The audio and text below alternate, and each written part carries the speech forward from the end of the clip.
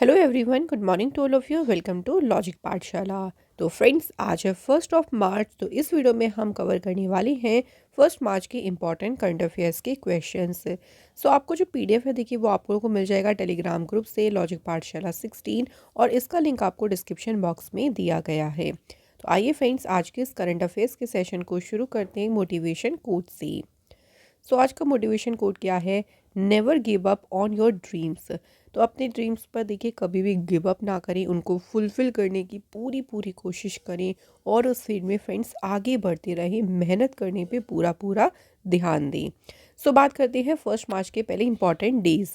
तो सबसे पहले आता है ज़ीरो डिस्क्रिमिनेशन डे, जो कि मनाया जाता है कब? 1 मार्च को, जिसे कहते हैं हम हिंदी में शून्य भेदभाव दिवस। ये 1 मार्च को मनाया जाता है। इस दिन का मेन पर्पस क्या है मनाने का? कि यूएन यानी यूनाइटेड नेशन के जो मेंबर कंट्रीज़ हैं, उन देशों में कानून के समक्ष यानी लॉ के समक्ष और जो भी देखिए व्यवहार है उसमें समानता हो, इक्वलिटी हो, तो उसी को प्रमोट करता है ये दिन। सबसे पहली बार इसको सेलिब्रेट किया गया था 1 मार्च 2014 को, और इसे इंट्रोड्यूस किया था मिशेल सिदबी। तो मिशेल सिदबी जो है, उन्होंने इस दिन को इंट्रोड्यूस किया था। अब एक मोस्ट इम्पॉर्टेंट कि 2024 की इस दिन की थीम क्या है, जो कि इम्पॉर्टेंट है। थीम है इसकी to protect everyone's health, protect everyone's right. तो ये इसकी रही है 2024 की थीम। एक और इम्पॉर्टेंट डे है जो कि 1 मार्च को मनाते हैं, ये है वर्ल्ड सिविल डिफेंस डे। तो ये भी आपका 1 मार्च को ही मनाया जाता है, और इसका मेन पर्पस क्या है मनाने का? To raise awareness about the importance of civil defence and emergency preparedness, यानी नागरिक सुरक्षा और आपातकालीन तैयारियों के महत्व के बारे में जागरूकता बढ़ाना। इस दिन को डिक्लेयर किसने किया था? आईसीडीओ ने 1990 में, 1990 में इस दिन को डिक्लेयर किया था as a world civil defence day. अब 2024 की हमें थीम भी याद रखनी है। तो थीम क्या रही है? Honouring heroes and promoting safety skills. तो ये इसकी रही है 2024 की थीम। तो ये दो हैं जो कि हमारे आज के इंपॉर्टेंट डेज हैं, दोनों को याद रखें। अब बात करते हैं फर्स्ट क्वेश्चन से। पहला क्वेश्चन है, which country will scrap world's first law banning tobacco sale? कौन सा देश तंबाकू की बिक्री पर प्रतिबंध लगाने वाला दुनिया का पहला जो कानून है उसे खत्म करेगा? सो ये जो कानून है इसे खत्म करने वाला पहला देश कौन सा बना है? Answer is New Zealand. ठीक है, न्यूजीलैंड याद रखिएगा। सो जुलाई से लागू होने वाले दुनिया के सबसे टफेस्ट जो एंटी टोबैको रूल्स हैं, जो तंबाकू विरोधी नियम है, उनमें से 1 जनवरी 2009 के बाद पैदा हुए लोगों की बिक्री पर प्रतिबंध लगा दिया जाएगा। और जो स्मोक्ड टोबैको प्रोडक्ट में जो निकोटिन कंटेंट होता है, जो निकोटिन सामग्री होती है, उसको भी कट किया जाएगा। तो ये जो फैसला है ये लिया है न्यूजीलैंड गवर्नमेंट ने। अच्छा, न्यूजीलैंड की बात करते हैं। आप इसके लोकेशन देख सकते हैं पैसिफिक ओशियन में। ये ओशिनिया एक तरीके से कॉन्टिनेंट में इसको कहा जाता है। कैपिटल इसकी वेलिंगटन है। करेंसी यहाँ पे चलती है न्यूजीलैंड डॉलर। प्राइम मिनिस्टर हैं यहाँ के क्रिस्टोफर लग्सन, और डेप्यूटी प्राइम मिनिस्टर हैं caramel सेपुलोनी। Next question. Prime Minister Narendra Modi ji has laid the foundation stone for the ISRO's second spaceport in which state? देखो, प्रधानमंत्री मोदी जी ने किस राज्य में इसरो के दूसरे स्पेसपोर्ट की आधारशिला रखी है? दूसरा देखिए स्पेसपोर्ट बनने जा रहा है इंडिया में, और इसकी आधारशिला रखी गई है कौन से राज्य में? तमिलनाडु स्टेट में जो है इसकी आधारशिला रखी गई। ये जो नया स्पेस पोर्ट है ये कितना एरिया कवर करेगा? 2000 एकड़ का। और ये जो थूथुकुडी डिस्ट्रिक्ट है, वहाँ पे वहाँ की डेवलपमेंट और वहाँ की जो ग्रोथ है उसको काफ़ी ये बढ़ावा देगा। ये तो हो गया कि दूसरा स्पेस पोर्ट यहाँ पे बनने जा रहा है। जो पहला स्पेस पोर्ट है इसरो का, वो कहाँ पे है? तो आप सभी जानते होंगे, आंध्र प्रदेश श्री हरिकोटा में है सतीश धवन स्पेस सेंटर। ये इंडिया का पहला स्पेस पोर्ट है, और दूसरा कहाँ पे बनने जा रहा है? तमिलनाडु स्टेट में।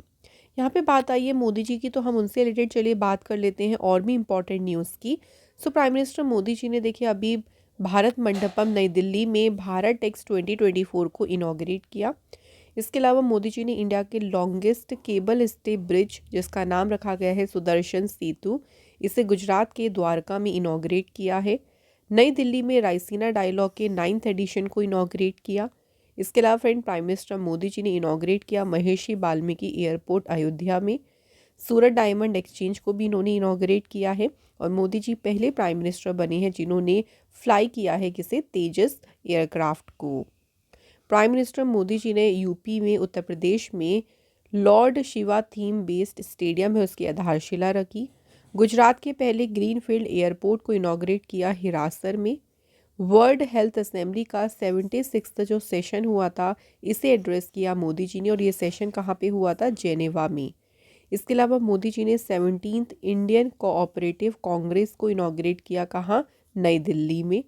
और प्राइम मिनिस्टर मोदी जी ने इंडिया का पहला नेशनल ट्रेनिंग कॉन्क्लेव को इनॉग्रेट किया है नई दिल्ली में।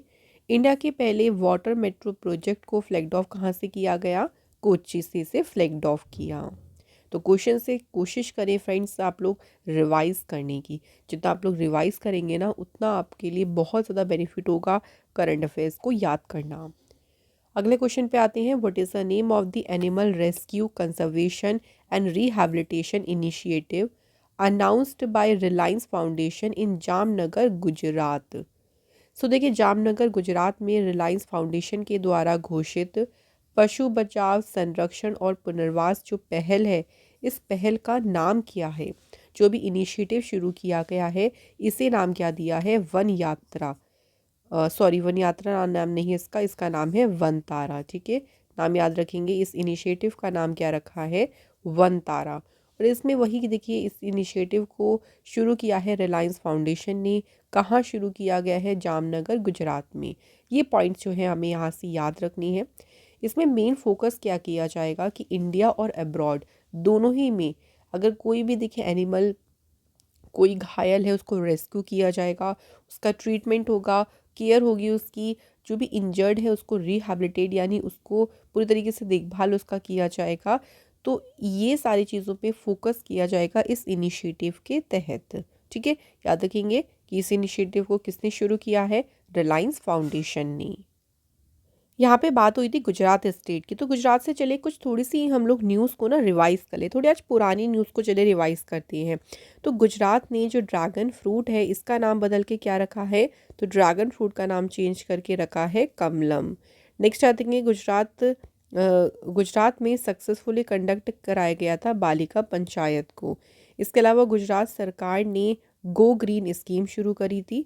नेक्स्ट आते हैं यहाँ पे वतन प्रेम योजना भी शुरू की गई थी। इसके अलावा friends, Gujarat prime minister Modi ji ने मिशन लाइफ मूवमेंट ये शुरू किया था गुजरात के केवड़िया शहर में। नेक्स्ट याद रखेंगे फ्रेंड्स, गुजरात में कंट्री का पहला सैटेलाइट नेटवर्क पोर्टल साइट, ये कंट्री का पहला सैटेलाइट नेटवर्क पोर्टल साइट यहाँ पे शुरू किया गया। इसके अलावा गुजरात सरकार ने जो घोल फिश है उसे स्टेट फिश जो है डिक्लेयर किया था। तो ये न्यूज़ याद रखेंगे गुजरात स्टेट से। नेक्स्ट बात करते हैं क्वेश्चन की। तो क्वेश्चन है, by which year will India stabilized its own space station in space.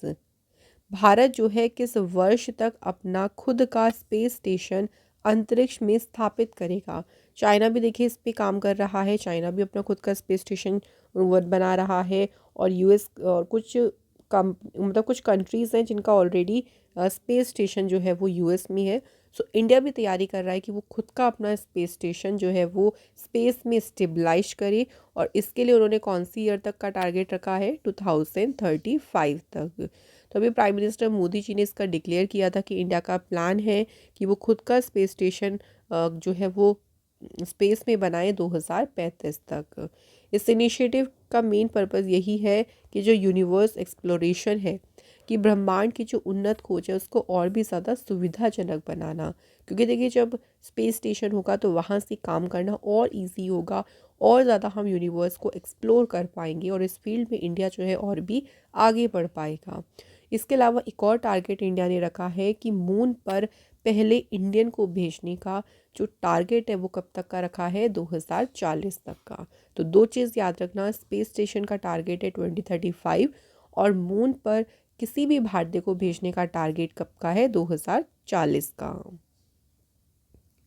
Next देखिए, which state government has launched the chief ministers universal life insurance scheme. किस राज्य सरकार ने मुख्यमंत्री सार्वभौमिक जीवन बीमा योजना शुरू की है? तो ये स्कीम जो है शुरू की है नागालैंड गवर्नमेंट ने। इस स्कीम में देखिए क्या इंश्योर किया जाएगा, फाइनेंशियल सिक्योरिटी और प्रोटेक्शन को, यानी ये वित्तीय सुरक्षा जो है ये सुनिश्चित करती है।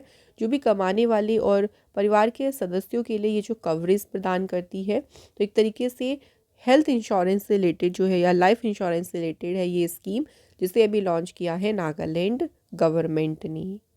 नागालैंड की बात कर लेते हैं। तो फॉर्मेशन इसकी हुई है 1 दिसंबर 1963 को और कैपिटल यहाँ की है कोहिमा, चीफ मिनिस्टर है नेफ्यू रियो, गवर्नर है ला गणेशन। तो यहाँ पे है देखिए मैप में, ये है नागालैंड स्टेट लोकेटेड। इसी के साथ देखिए बात करते हैं अभी रिसेंट जो स्टेट गवर्नमेंट्स के द्वारा कुछ स्कीम शुरू की गई हैं उनके बारे में। सो अभी सवेरा प्रोग्राम शुरू किसने किया था, हरियाणा गवर्नमेंट ने। और ये शुरू किया गया था ताकि जो ब्रेस्ट कैंसर है उसको अर्ली डिटेक्ट किया जाए और उसको प्रिवेंट यानी रोका जा सके। वन मित्र जो है ये शुरू किया था हरियाणा ने ही, और इसका मेन पर्पस था कि जितने भी नॉन फॉरेस्ट एरिया है, ऐसे एरिया जहाँ पे जंगल नहीं है, कुछ पेड़ नहीं है, देखिए वहाँ पे ट्री प्लांटिंग एक्टिविटीज़ यानी जो वहाँ पे पेड़ लगाए जाएँ, ऐसी एक्टिविटीज़ कराई जाए, और उसमें जो कम्युनिटी है, जो वहाँ के रहने वाले जो वहाँ की कम्युनिटी है, उनका पार्टिसिपेशन भी बढ़ाया जाए। स्वयं स्कीम की बात करें तो इसे उड़ीसा ने शुरू किया था। इसका उद्देश्य क्या था कि जो स्टेट का यूथ है उसको 1 लाख रुपए लोन प्रोवाइड करना, वो भी इंटरेस्ट फ्री लोन।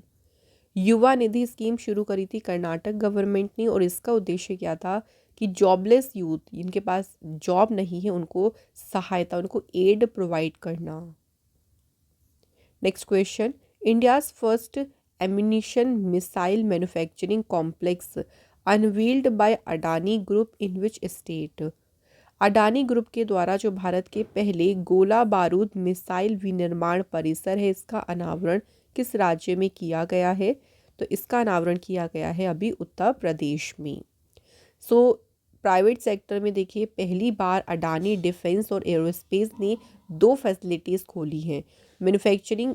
2 फैसिलिटीज़ जो खोली गई हैं, इसमें देखिए जो गोला बारूद और मिसाइल है ना, उनका निर्माण किया जाएगा। सो जो आर्मी चीफ हैं जनरल मनोज पांडे और उत्तर प्रदेश के चीफ मिनिस्टर हैं योगी आदित्यनाथ, उन्होंने इस ट्विन फैसिलिटी कॉम्प्लेक्स को इनॉग्रेट किया है, और ये फैसिलिटी है 500 एकड़ से भी ज़्यादा में फैली हुई है। तो इनॉग्रेट किन्होंने किया है, याद रखिएगा, मनोज पांडे जी और योगी आदित्यनाथ जी ने। यूपी की बात करें तो यूपी की फॉर्मेशन कब हुई थी, 24 जनवरी 1950 को।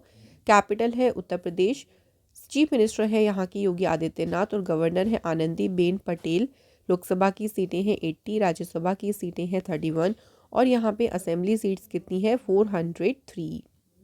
यूपी से फ्रेंड्स बात करें कुछ इंपॉर्टेंट न्यूज़ के बारे में, तो देखिए यूपी में जो है कंट्री की पहली एआई सिटी कौन सी बनेगी, तो ये बनेगी यूपी का शहर लखनऊ। इसके अलावा यूपी गवर्नमेंट ने every right for every child campaign को जो है लॉन्च किया था। इसके अलावा यूपी में पहली बार कंडक्ट किया गया था काऊ सेंसस को। नेक्स्ट याद रखिएगा, यूपी सरकार ने जो डॉल्फिन है इसे डिक्लेयर किया अपना स्टेट एक्वेटिक एनिमल। यूपी सरकार ने ही जो है गिफ्ट डीड स्कीम शुरू करी थी ताकि प्रॉपर्टी से रिलेटेड इश्यूज जो है उनको खत्म किया जा सके। अगला क्वेश्चन देखिए, who has been appointed as a CEO of the World Gold Council for India. Bharat के लिए जो वर्ल्ड गोल्ड काउंसिल है उसके सीईओ के रूप में किसे नियुक्त किया गया है, तो इस पद पर अभी अपॉइंट किया गया है किसे, सचिन जैन को। वर्ल्ड गोल्ड काउंसिल की बात करें तो इसकी फॉर्मेशन कब हुई थी, इसकी स्थापना हुई थी 1987 में। हेडक्वार्टर इसका लंदन में है, और सीईओ कौन है इसके, डेविड टेट। प्रेसिडेंट है इसके केल्विन डुंस्की। ये इसके देखिए सीईओ, लेकिन इंडिया के लिए जो सीईओ अपॉइंट हुए हैं उनका नाम क्या है, सचिन जैन। तो इसलिए इसमें कंफ्यूज मत होना दोनों सीईओ में। नेक्स्ट तो देखिए, who has been appointed as a director of ministry of women and child development. So जो महिला बाल विकास मंत्रालय है उसके निदेशक के रूप में किसे नियुक्त किया गया है? तो इस पद पर अपॉइंट कौन हुई है? अर्कजा दास जो है इस पद पर उनको अपॉइंट किया गया है।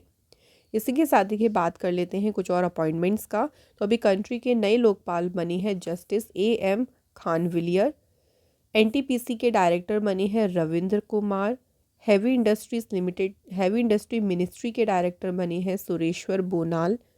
मिनिस्ट्री ऑफ स्टील के सेक्रेटरी कौन बने हैं? नितिन जैन।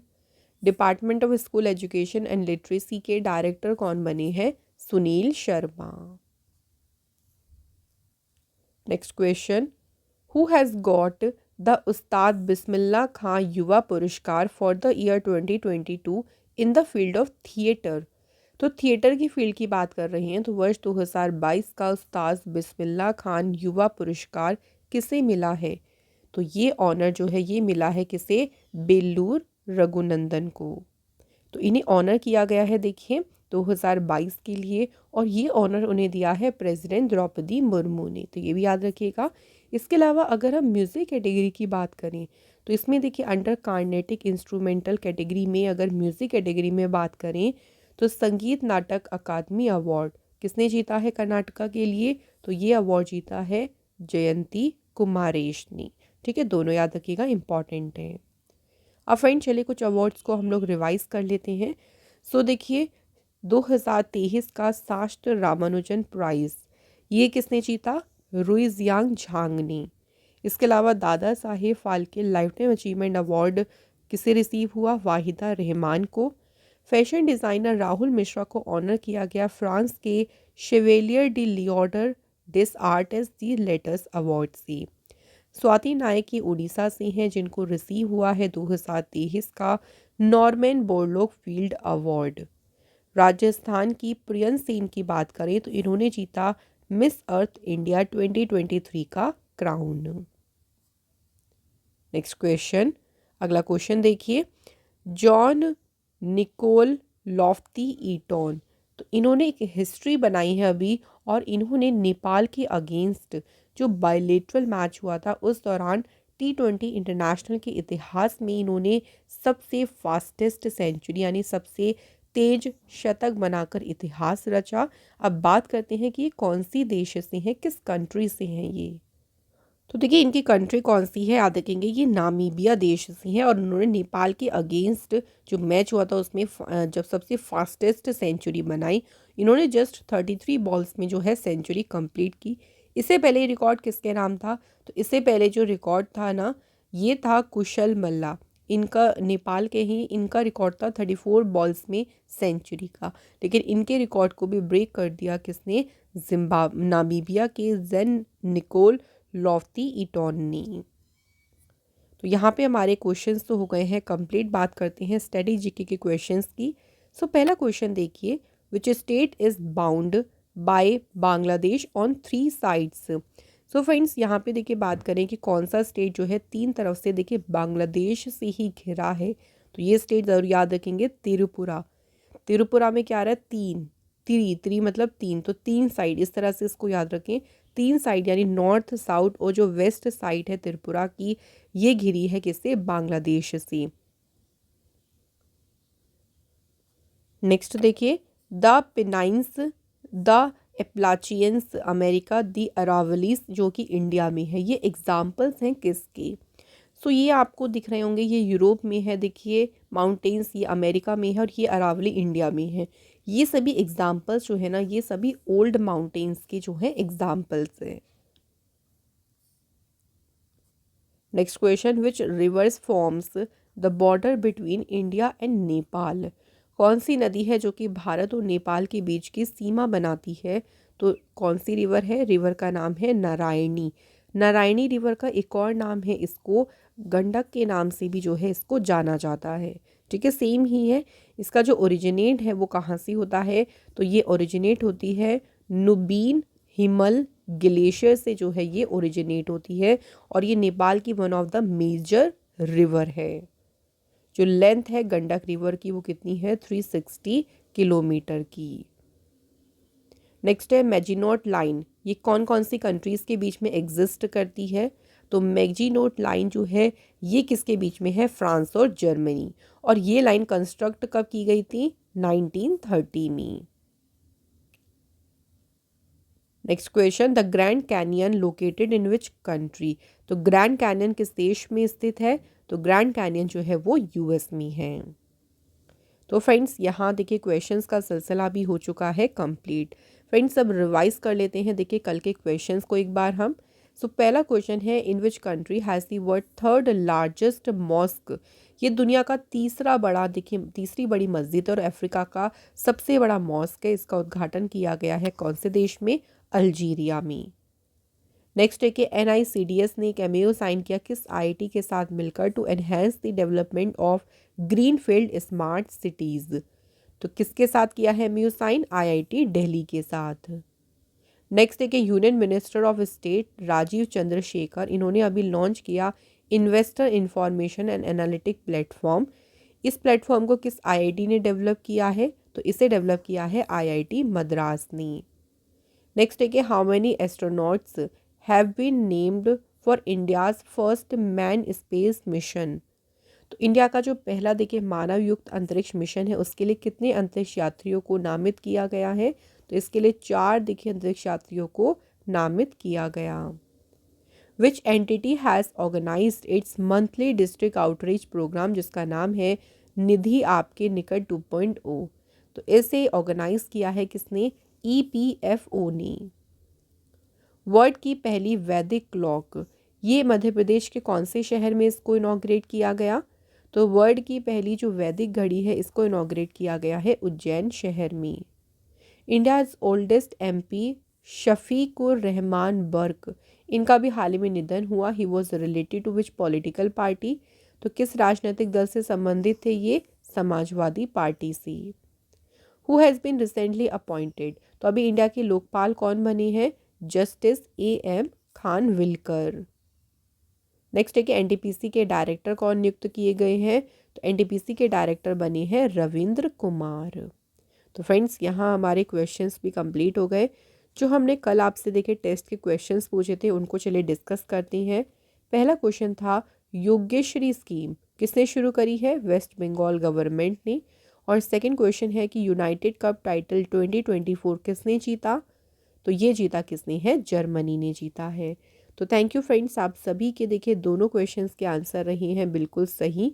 और आज के हमारे कमेंट्स किस किस के हैं? Shikha Mohanty and Liju. So thank you both of you. अब चलिए फ्रेंड्स बात करते हैं आज के टेस्ट के क्वेश्चंस की। सो पहला क्वेश्चन देखिए, which is the largest river island in the world? विश्व का सबसे बड़ा नदी द्वीप कौन सा है? और दूसरा क्वेश्चन क्या है हमारा? Which atmospheric layer contains ions and helps in wireless communication? किस वायुमंडलीय परत में आयन होती हैं और वायरलेस संचार में मदद करते हैं?